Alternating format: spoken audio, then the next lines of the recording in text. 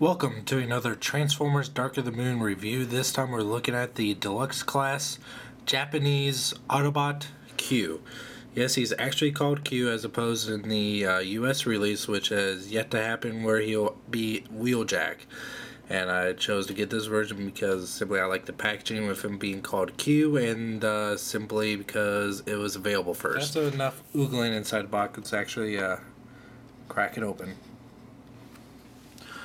So here we have Q in his vehicle mode, and as you can see, he's a blue Mercedes. But first off, we're going to look at his MechTech weapon, which it's alright. It's kind of done in the same style as Ratchet's, just green, and this can plug on top to any of his two MechTech ports on top, and that just came up. Fix that. He also comes with a sword / staff thing, a drill, and another type of drill thing, and these are really only used in that in a sword staff thing, or only used in robot. See, in his vehicle mode, he looks pretty good. He feels real small though. As far as details though, it's really well done. From the view, the front tires look a little bit off, and while we're focused on the front, if you look closely, he actually does not have a Mercedes symbol on the front, but he does have one on the back. Back is pretty well painted too, as far as the taillights go. The E55, E50, I guess, and E550, and exhaust is painted really well. No license plate though. Go to the side. Handles are painted nice. The rims have a nice Mercedes symbol and a little silver there too. The windows have a nice dark tint job to them. Looks really nice, especially this darker blue.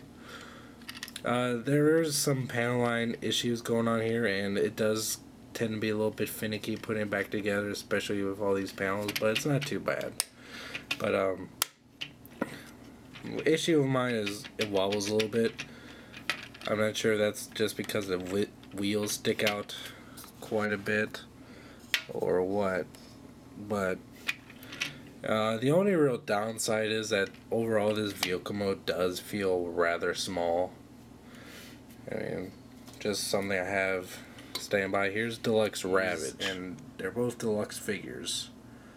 So, yeah, he feels real small. Just even a little too small for Dark and Mood standards. But the overall detail is real nice. On to the transformation. First thing I'm going to do is kind of rip the top apart, like so, and this part gets a little bit funny here. This in the back end will kind of come up at an angle, and then that'll allow you to bring it all the way back, and then just kind of poke and prod here. This little, the grill on it is actually fairly tight on there, and there we go. That will free up the arms, which need to disconnect these two joints here. And this is a real cool part. I was really surprised about it. The front door, the side doors actually fold up into the inside of the vehicle, which looks really cool. And these back tires will fold down like that. The waist will turn around. I probably should have done those doors last, but separate the legs, and this piece will kind of shimmy up like that, and now allow for the foot to come out. And when transforming back to vehicle mode, you kind of have to tuck this yellow piece up there first and then bring it down so you can bring the foot up all the way, because if you try to put the foot in right now, it'll kind of get stuck. So that's the best way I figure out to do it. Legs are pretty much done like that, and just separate the arms, fold them down, rotate the front of the vehicle forward. This piece will fold all the way back like so, and split open the chest and flip out the head. Close that back up. I really like how this piece looks. His shoulders, how the headlights form. That looks really nice. And there we have him in robot mode. Adjust the camera a little bit. In robot mode, he looks absolutely amazing. It's a lot better looking in hand than he does in pictures. He doesn't feel as skinny or spindly. With certain bulky areas, he does look as kind of chubby as he does in the film. As far as accessories go, any of these the staff can go in his hands, but I think they look best. This staff right here pegs onto that little part there and tilt it at an angle like that. Now the next part is a little bit tricky because it's actually kind of hidden, but it's done well for like that. These tabs to the side are his actual pegs, I guess, to plug these in at. His tools like that, and just like that. Now, since these don't have like nubs on the end of them, the holders, they can just kind of slide off like that. So pretty much got to put them right in the middle. There's no give, I should say. Now that looks really cool on him. I do. It comes with his. Now, the MechTech weapon doesn't really work.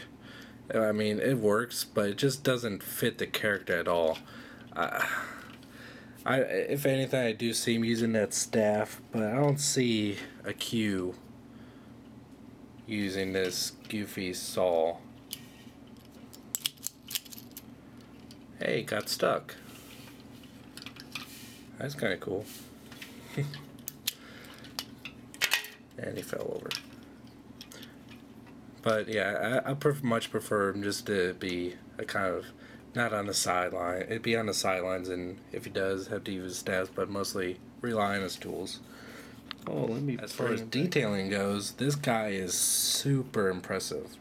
First thing you're gonna do is look at the face, which has, if I can bring a light down here, you can see that his eyes are painted blue, and he has a pair of glasses just sitting right below his eyes, and he has his mustache, and he has that crazy hairdo, and that kind of skull plate on top of his head.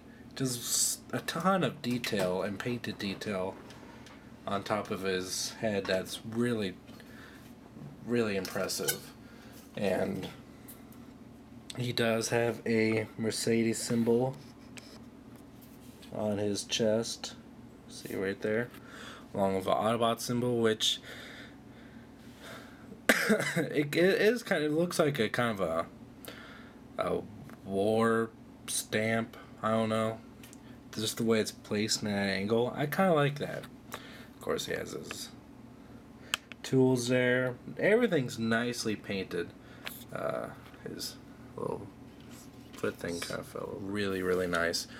As far as articulation goes, he's a little bit restricted, and because his shoulders, with the way, just the way that it's designed, it can kind of get in the way. And when you do something successful, it looks painful, quite frankly, for him.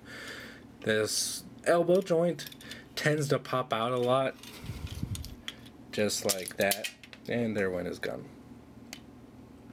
Or his drill.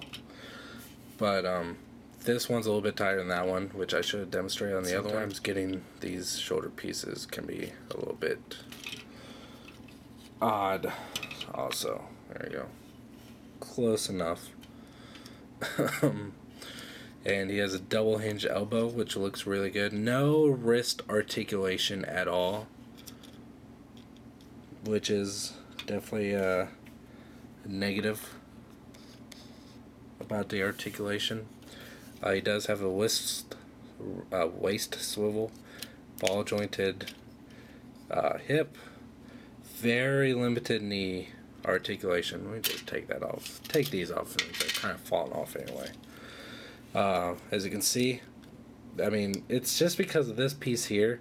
He can bend his knee forward as right to his face, but as far as backwards go, see that there's not much happening. Foot articulation is also very limited, just a little bit up and down. So this is really the type of figure that I think is going to look best in just a very static pose, just standing straight up with his tools in hand or his staff, because anything posing wise is going to be very limited, and just something simple I think will work the best for this figure, because he's a simple character. He's just a mechanic and inventor. He's not a warrior. He doesn't have to take warrior-esque poses. Overall, I love this figure. It looks amazing. It doesn't feel fragile at all. The articulation could be better, but it's not breaking. It doesn't break the deal on a toy. Why is this suddenly being so stubborn? I don't know. But I love the facial detail. Really wins it over for me. And just overall look of the figure is great too. While he is real small in vehicle mode, in robot mode, he is fairly standard. Let me get him next to Prime Bumblebee. You see he's about half a head taller than Prime Bumblebee. So he's about average height in robot mode, which is I'm glad, because a really small and finicky robot mode would have not been very good. So I definitely recommend any one of the Transformer movie fandom to pick this up, but not to get the Takara version, because that's way overpriced. At least for most people. I mean, this will be $10 when you can find it in stores, as opposed to $30, $40, or even higher if you want to import him from Japan, where he's released now. But unless you're a diehard fan, I don't think there's any differences between the two other than the packaging calling him Q.